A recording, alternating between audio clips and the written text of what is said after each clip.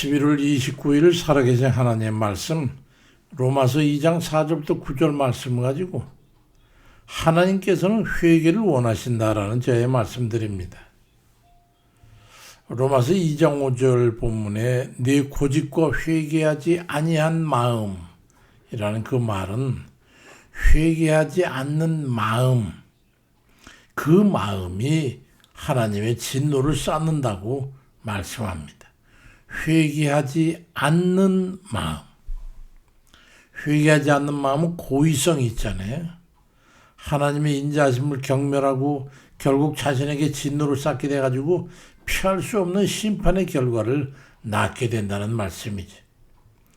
우리는 하나님의 우리를 향한 회개를 원하시는 그 간절한 마음, 그리고 우리 인간의 마땅한 반응에 대해서 우리가 한번 깊이 생각해야 합니다. 이건. 그 결과에 의해 운명이 영적이고 육적인 운명이 갈라지기 때문이지. 당장의 심판의 불이 쏟아지지 않는다고 그래가지고 방심하지 마십시오. 우린 종종 눈앞에 즉각적인 결과가 보이지 않으면 마음을 놓거나 심지어 죄악에 대해서 더 깊이 발을 들여놓는 그런 악한 모험을 하게 되죠. 이 어리석음이죠, 어리석음. 예수 그리스도를 믿노라고 고백하는 우리 중에도 혹여 이 정도쯤이야, 하나님 사랑이신데, 이 정도는 괜찮지.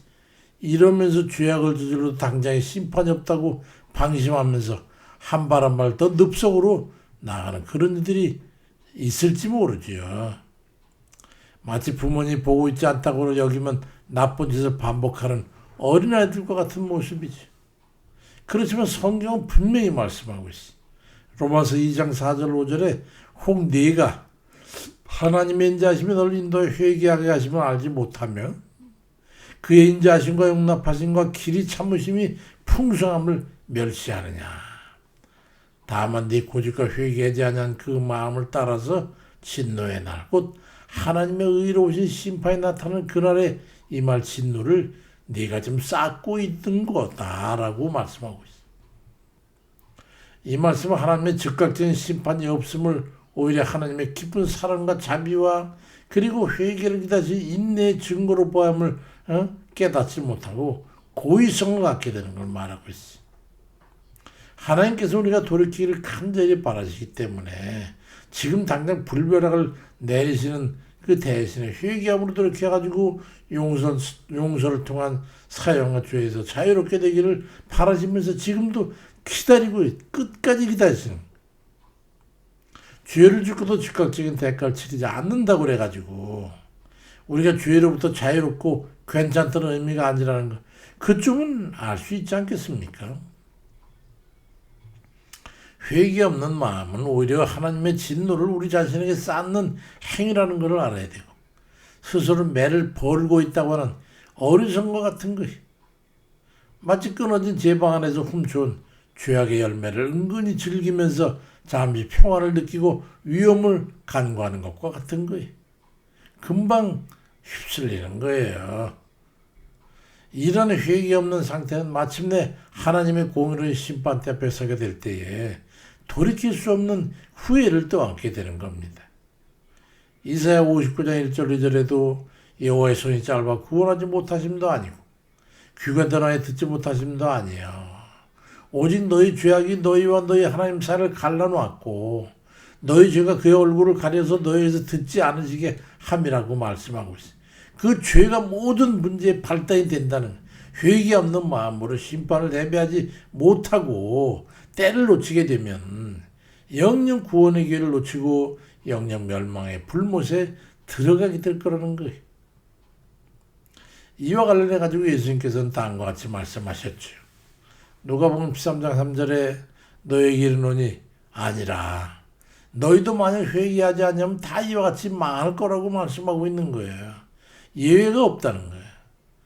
예수님 눈에 보이는 재앙이고 죄의 결과라고 말씀하기보다는 모든 에게 회개의 기회가 지금 주어져 있으니 그 기회를 놓치지 말고 멸망에 이르지 말라고 경고하고 있는 거예요.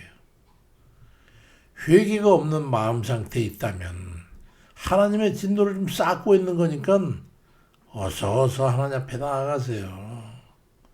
누구에게든지 반드시 한 번의 심판이 있습니다.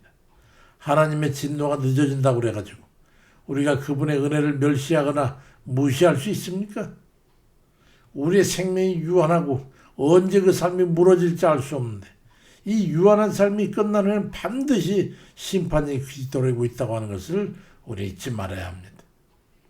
히브리 9장 27절에도 한 번 죽는 건 사람에게 정해진 것이고 그 후엔 심판이 있으리라고 말씀하고 있습니다. 더불어서 갈라디아 6장 7절에는 스스로 속이지 말라. 하나님은 업신여김을 받지 아니하니 사람이 무엇으로 심든지 그대로 거두리라고 말씀합니다. 이 두 말씀은 우리가 이 땅에서 행한 모든 것에 대해서 하나님께서 공의롭게 심판하실 것이라고 하는 분명한 진리를 알려주고 있어요. 마치 씨앗을 심으면 반드시 그 열매를 거두듯이 우리의 행위한 마음 또한 하나님의 심판대 앞에서 고스란히 드러나게 될 거라는 걸 우리에게 알려주고 있죠. 옛날에 한 임금이 있었는데 그 대신 중에 아주 총명하고 그렇지만은 아주 게으른 신하였어요. 눈치 보면 게으름 피는 거예요. 왕은 여러 번 기회를 주고 그 잘못한 것에서 좀 앞으로 열심히 하라고 그래 충고했지만은 신하는 듣지 않고 설마 왕께서 나같이 쓸모있는 나를 벌하시겠어? 그러면서 주은 일을 소홀하게 했습니다.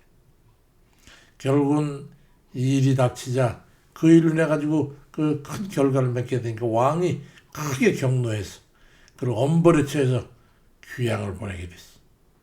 신하는 그제 자기 아니람을 투회하고 통격하면서 용서를 구했지만은 소용이 없었어요. 이처럼 하나님의 인자하심을 오해해가지고 시간을 낭비하고 회개하지 않는다면 결국 심판의 날은 돌이킬 수 없는 후회를 낳게 되는 거예요. 예수님께서는 가르쳐 주신 그 양과 염소의 비유 마태복음 25장에 있는 말씀 아시죠? 마지막 심판 때 우측에 있는 양들은 영생을 얻고 좌편에 있는 염소들은 영벌에 처할 것이라고 말씀하셨어요.